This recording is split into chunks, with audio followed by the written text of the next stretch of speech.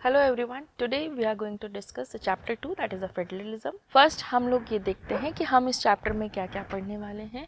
Federalism के first we are going to discuss the federalism, उसके की फीचर्स, यूनिटरी सिस्टम और फेडरल सिस्टम के बीच का डिफरेंस, फेडरेशंस कैसे बनाए जाते हैं और क्या कारण रहे थे, क्या रीजंस रहे थे कि इंडिया ने जो है फेडरलिज्म को अडॉप्ट किया।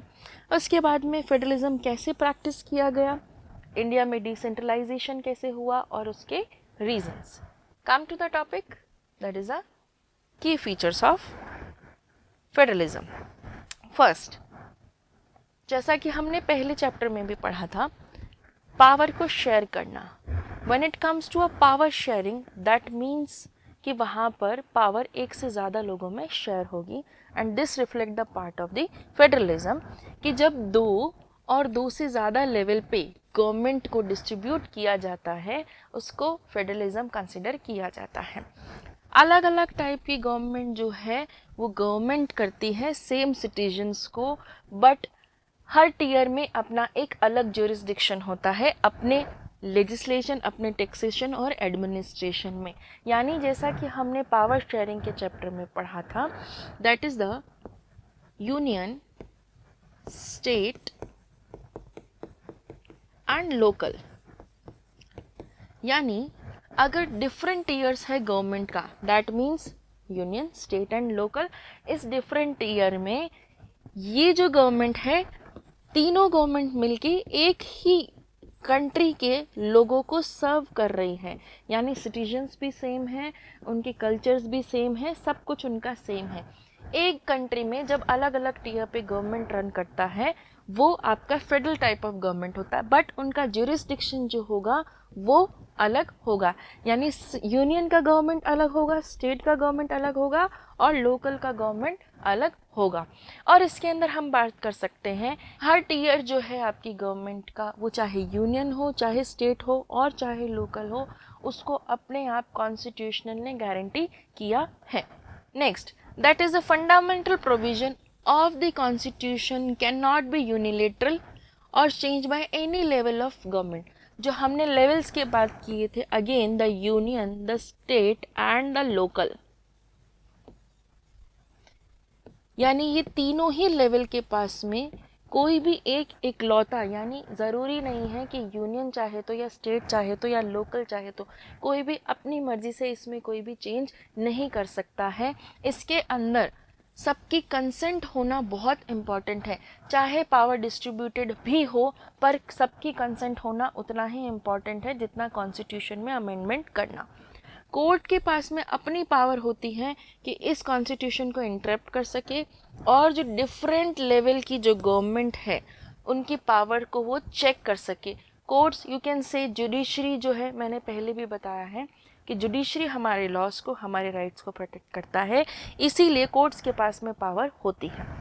जो भी सोर्सेज होते हैं रेवेन्यू के हर लेवल के गवर्नमेंट के, यानी चाहे यूनियन हो, लोकल हो और चाहे आपका स्टेट हो, वो क्लियरली स्पेसिफाइड होते हैं अपने फिनेंशियल ऑटोनॉमी के लिए। जैसा कि हमने एक फीचर इसका पहले भी पढ़ा है कि इनका ज्यूरिसडिक्शन अलग अलग लेवल पे अलग अलग होता है। That means there is a different legislature in a state, in a union or in a local, and as it is applicable to the executive and the judiciary also. Now come to the point, that is a federal system. That means उसके दो objectives हैं कि ये promote करता है unity को country के, ठीक है, और हमारी रीजनल डाइवर्सिटी को स्पेसिफाई करता है। जैसा कि हम पहले भी समझ चुके हैं कि फेडरल सिस्टम है, that means there is a distribution of power between the union or you can say the center or state and local.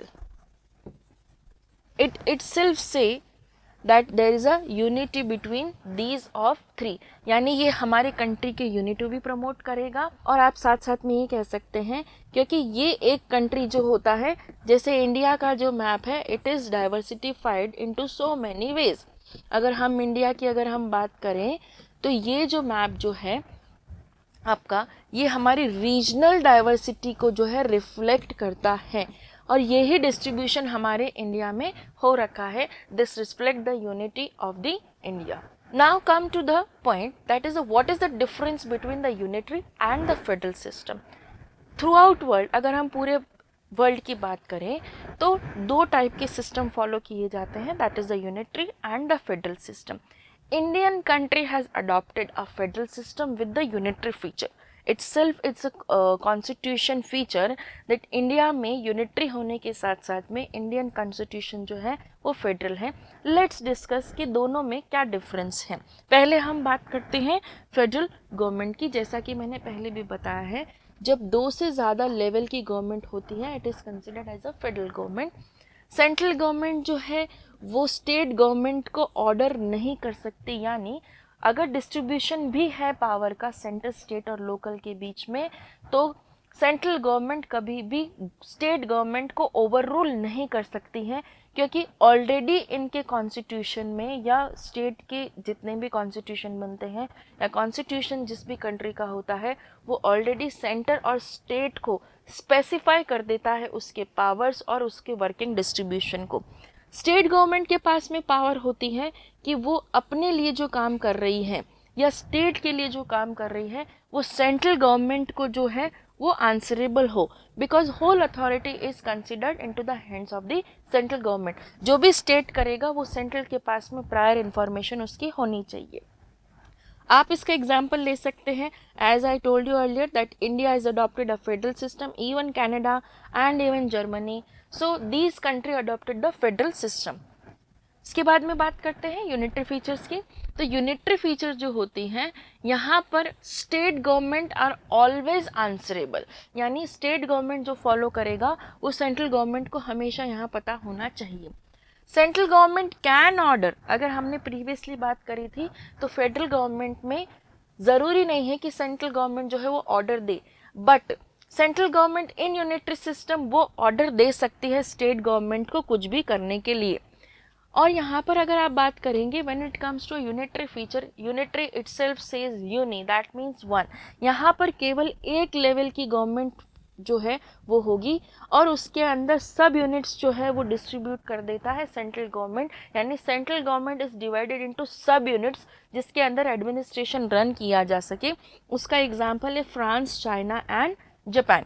कहाँ पर कौन कौन से फेडरेशंस बनाए जा सकते हैं? दो एस्पेक्ट हैं जो इंस्टीट्यूशंस के लिए है और उस फेडरलिज्म को प्रैक्टिस करता है वो. एक तो उनके बीच में जो है म्यूचुअल ट्रस्ट होना चाहिए कि अगर यूनियन और स्टेट के बीच में डिस्ट्रीब्यूशन हुआ है तो इनके बीच में म्यूचुअल ट्रस्ट होना बहुत ही इम्पॉर्टेंट है. और डिफरेंट लेवल की गवर्नमेंट जब भी रूल करती है तो आप ये कह सकते हैं कि दोनों ही एग्रीमेंट करते हैं और you can say it's a policy between these two, that is the mutual trust, और you can say they have to work together to run over the country. यहाँ पर अगर हम बात करेंगे तो दो टाइप के रूट्स बताए हैं कि फेडरेशन किस तरीके से बनाया जा सकता है. Come to the next slide, that is the two aspect. This is a coming together federation और holding together federation. See the difference. Coming together की अगर हम बात करें तो जितने भी इंडिपेंडेंट स्टेट्स जो हैं वो एक दूसरे के साथ में मिलके एक बड़ी यूनिट बनाते हैं, यानी एक साथ चलना, that is the coming together. और इसके अंदर जितने भी कॉन्स्टिट्यूएंट्स होते हैं या स्टेट्स जो होते हैं उनके पास में इक्वल पावर होती है और जो स्टेट्स होते हैं वो एक अपनी सर्टेन अमाउंट ऑफ ऑटोनॉमी को एंजॉय करते हैं. यू कैन से कि कमिंग टुगेदर का मतलब है एक साथ आके एक यूनिट को बनाना, यानी छोटी छोटी यूनिट्स जो है मिलके इस बड़ी यूनिट को बनाएगा. ये होता है आपका coming together federation. Holding together की अगर हम बात करें तो यहाँ पर large country, C the difference, यहाँ पर है इंडिपेंडेंट स्टेट्स और यहाँ पर बात कर रहा है लार्जर कंट्री की.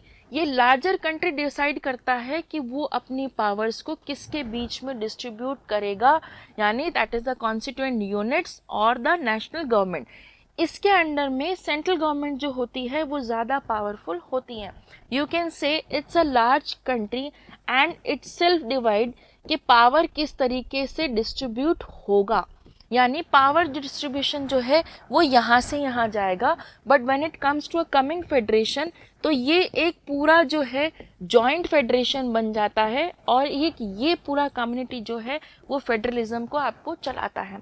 सो सी दिस डिफरेंस कि यहाँ पर इंडिपेंडेंट स्टेट जो हैं वो एक साथ आते हैं और यहाँ पर बड़ी कंट्रीज़ जो है वो डिस्ट्रीब्यूट करती है कि वो नेशनल गवर्नमेंट में रूल करेगी या उसको डिस्ट्रीब्यूट यूनिट्स में करेगी। So this is the minor और you can say a major difference. अगर हम इन दोनों के एम की बात करें तो कमिंग टुगेदर का जो मेन एम होता है वो सोवरेनिटी को मेंटेन करना होता है और उनकी सेपरेट आइडेंटिटी को बनाना होता है।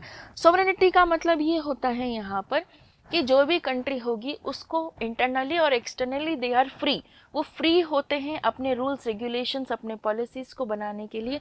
In all coming together federation जो है वो आपको फ्रीडम प्रोवाइड करता है अपनी ओन आइडेंटिटीज़ के लिए, अपनी पावर्स को यूज़ करने के लिए। But when it comes to a holding together federation, ये जो है सोवरेनिटी को और उसकी आइडेंटिटी को कहीं ना कहीं एब्सेंट कर देता है by distributing their power into सब units। So इनके अगर हम एग्जाम्पल्स की बात करें तो USA, Australia and Switzerland deals with the coming federation and India, Belgium and Spain is coming in the holding together federation. So this is the examples, like, and you can say this is the difference between the coming and the holding together federation.